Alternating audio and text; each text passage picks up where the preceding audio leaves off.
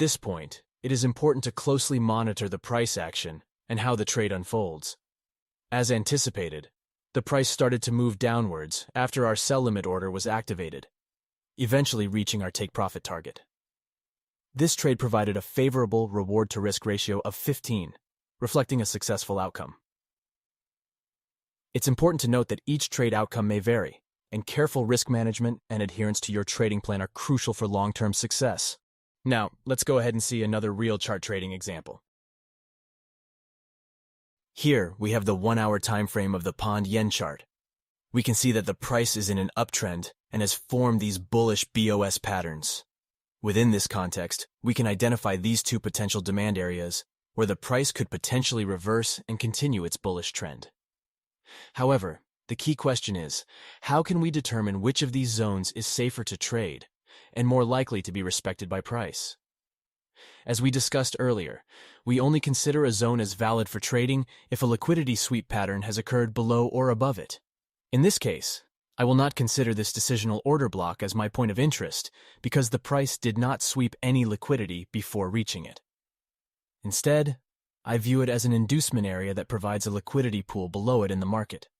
By focusing on zones with liquidity sweep patterns, we can increase the probability of trading setups that align with market dynamics and reduce the risk of falling into false signals or traps. In the following, we can see that price experienced a significant downward movement after reaching a new higher high.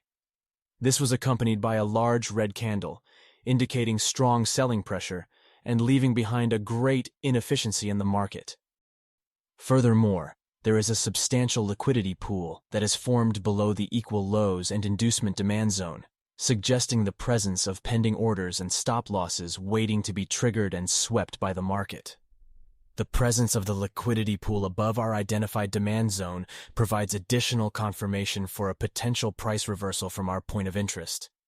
Now that we have the desired confluence, our next step is to patiently wait for price to sweep the liquidity below the equal lows and inducement area.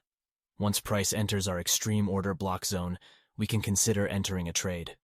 Now we can see that price has successfully swept the liquidity pool below the equal lows and inducement area, and also has now reached our point of interest. This confirms the desired confluence we were seeking in our analysis.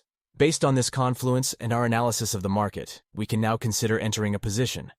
In the next step, let's zoom in on the 5-minute time frame to gain a clearer view of the price action and look for any signs of a change in character. Here, on the 5-minute time frame chart, we can spot a change of character as the price broke the structure to the upside, leaving behind an inefficiency. This signifies a potential shift in momentum. Additionally, we can identify the order block generated by the Chalk's wave, highlighting a significant point of interest. Furthermore, we notice the presence of this VSR pattern, indicating a strong rejection from the higher timeframe's demand zone.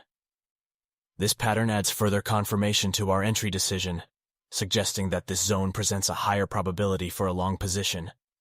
With these confluences aligning, we have increased confidence in our trade setup. Now that we have identified our point of interest and have a clear entry signal, we can proceed to place a buy order at the highlighted level. It is essential to adjust our stop loss a few pips below the lowest point of the zone to ensure a proper risk management strategy. As for our take-profit target, we are aiming for the recent major 1-hour structure, as it presents a significant level where we expect price to potentially reach. By setting our entry, stop loss, and take-profit levels, we have established a well-defined trading plan for this setup. Now, we must monitor the market closely and let the trade unfold according to our analysis. Our buy order has been activated and we are officially in the market. As predicted, the price rose back up after the buy order was triggered and eventually hit our take-profit target. And this trade provided 8 rewards to risk ratio, highlighting a successful outcome. Remember that trading is not just about making profits, but also about managing risks and being disciplined. It takes time and practice to become a successful trader, so don't get discouraged by losses, and always keep learning and improving your skills. Keep up the good work, and I wish you all the best in your trading journey. Thank you for watching this video. I hope you found it informative and useful. Don't forget to hit the subscribe button and turn on notifications to stay updated on our latest videos. We value your feedback and suggestions, so please leave your comments below and let us know what topics you'd like us to cover in our future videos.